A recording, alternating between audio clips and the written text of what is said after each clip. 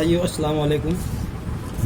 ہم اور آپ جب بھی کہیں پر کوئی بات کسی سے ہوتی ہے تو جب کوئی دین کی بات آ جاتی ہے تو لوگ یہی کہتے ہیں یار یہ باتیں نہ کرو یار، ان میں جھگڑا ہونے لگتا ہے، اور دنیا کی کوئی بات کرو اس میں کوئی جھگڑا نہیں۔ تو دین کی باتوں میں جھگڑا کیوں ہونے لگتا ہے؟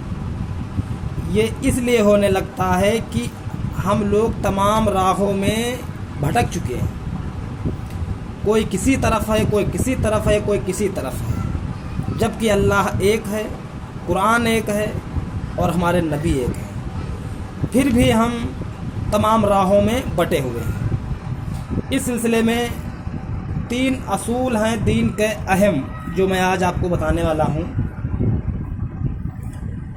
اگر آپ سے یہ پوچھا جائے کہ وہ کون سے 3 اہم اصول ہیں جن کی معرفت حاصل کرنا انسان پر واجب اور ضروری ہے، تو کہہ دیجئے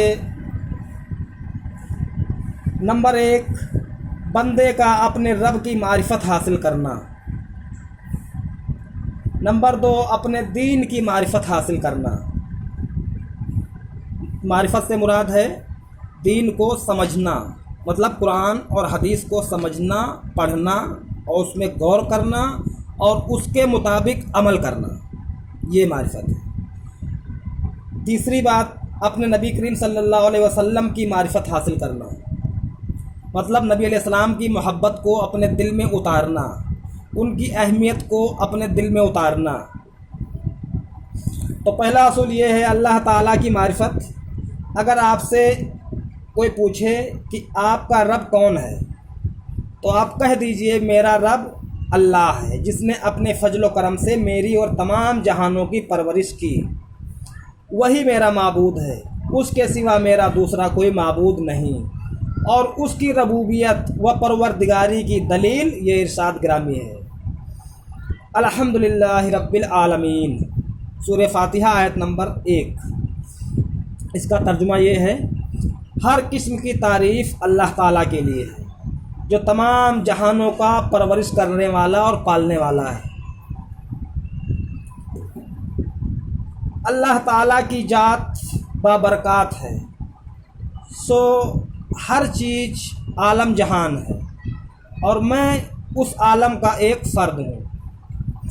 اگر آپ سے یہ سوال کیا جائے کہ آپ نے اپنے رب کو کس کے ذریعے پہچانا، تو کہہ دیجئے کہ اپنے نبی کریم صلی اللہ علیہ وسلم کے ذریعے اور اس کی آیات اور نشانیوں اور مخلوقات کے ذریعے سے پہچانا، اور اس کی نشانیوں میں سے رات، دن، سورج اور چاند کا وجود ہے، اور اس کی مخلوقات ہیں، اس کی مخلوقات میں سے 7 زمینیں اور 7 آسمان ہیں، اور جو کچھ ان سب کے اندر اور ان کے مابین ہے۔ اللہ تعالیٰ کی نشانیوں کی دلیل، اس کا ارشاد الہی ہے، یہ سورہ فصلت آیت نمبر 38۔ وَمِنْ آيَاتِهِ اللَّيْلُ وَالنَّهَارُ وَالشَّمْسُ وَالْقَمَرُ لَا تَسْجُدُوا لِلشَّمْسِ وَلَا لِلْقَمَرِ وَاسْجُدُوا لِلَّهِ الَّذِي خَلَقَهُنَّ إِن كُنتُمْ إِيَّاهُ تَعْبُدُونَ۔ اس کا ترجمہ یہ ہے، اللہ تعالیٰ کی نشانیوں میں سے ہیں یہ رات اور دن اور سورج اور چاند، تو تم سورج اور چاند کو سجدہ نہ کرو، بلکہ اس کو سجدہ کرو جس نے انہیں پیدا کیا ہے، اگر واقعی تم اس کی عبادت کرنے والے ہو۔ اور اس کی مخلوقات کی دلیل یہ ہے، سورہ اعراف آیت نمبر 54۔ بسم اللہ الرحمن الرحیم، ان ربکم اللہ الذی خلق السماوات والارض فی 6 ایام ثم استوى علی العرش یغشی اللیل النہار یطلبہ حثیثا والشمس والقمر والنجوم مسخرات بامرہ الا لہ الخلق والامر تبارک اللہ رب العالمین۔ اس کا ترجمہ یہ ہے، در حقیقت تمہارا رب اللہ ہی ہے جس نے آسمان اور زمین کو 6 دنوں میں پیدا کیا، جس نے آسمانوں اور زمین کو 6 دن میں پیدا کیا اور پھر اپنے عرش پر مستوی ہوا، جو رات کو دن پر ڈھانپ دیتا ہے اور پھر دن رات کے پیچھے دوڑتا چلا آتا ہے، جس نے سورج، چاند اور ستارے پیدا کیے، سب اس کے فرمان کے تابعی ہیں۔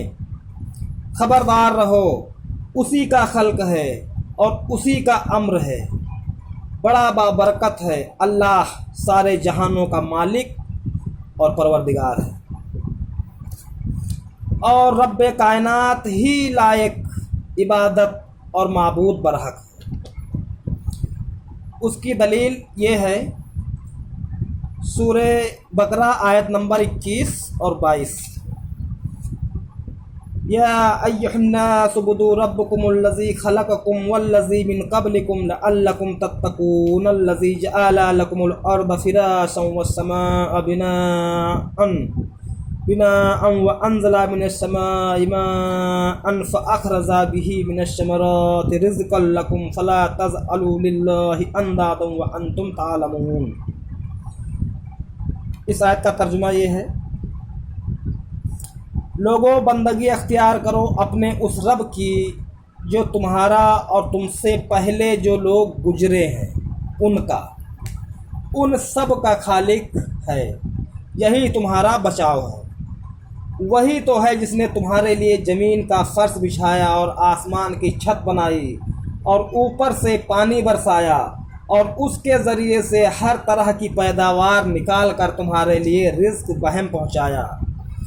بس جب تم یہ جانتے ہو تو دوسروں کو اللہ کا مد مقابل کیوں ٹھہراتے ہو؟ مد مقابل سے مراد یہ ہے کہ جو اللہ کے کام ہیں ان کاموں کو کسی اور سے طلب کرنا۔ بہت سے کام ہیں، جیسے کہ نماز اللہ کے لیے ہے، دعا کرنا اللہ ہی کے لیے ہے، صدقہ اللہ ہی کے لیے کیا جاتا ہے، نظر اللہ ہی کے لیے ہے، منت اللہ ہی سے کی جاتی ہے،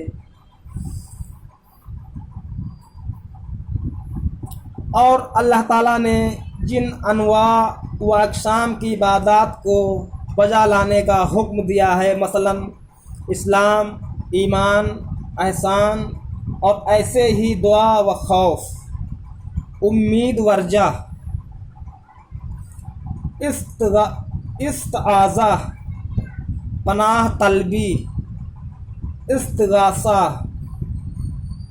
ذبح کرنا و قربانی اور نذر ماننا اور منت، اور ان کے علاوہ اور بھی عبادتیں ہیں جن کا اللہ تعالیٰ نے حکم دیا ہے، اور یہ سب کی سب اللہ تعالیٰ کے لیے مخصوص ہیں، مطلب اللہ تعالیٰ ہی کے لیے خاص ہیں۔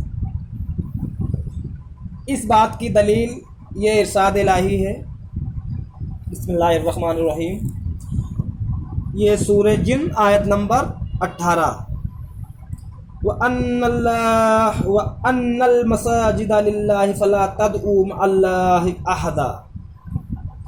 اس کا ترجمہ یہ ہے، اور یہ کہ مسجدیں اللہ کے لیے ہیں، لہٰذا ان میں اللہ کے ساتھ کسی اور کو نہ پکارو۔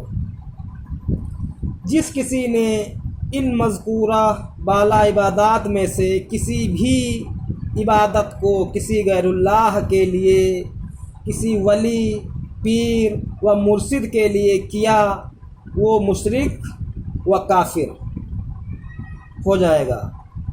اور اس کی دلیل یہ ارشاد ربانی ہے،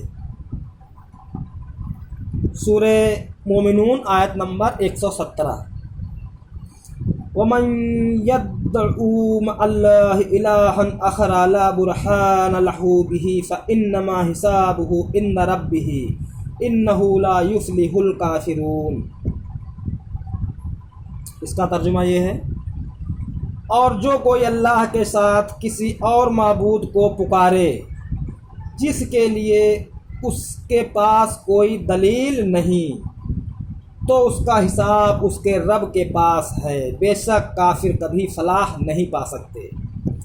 اس سے ثابت یہ ہوا کہ غیب میں اللہ کے سوا جس کو پکارا جائے گا وہ قرآن کے تحت معبود ہی سمجھا جائے گا، کوئی بھی شخصیت ہو۔ تو دعا صرف اللہ ہی سے کی جائے، دعا صرف اللہ ہی سے کی جائے۔ السلام علیکم۔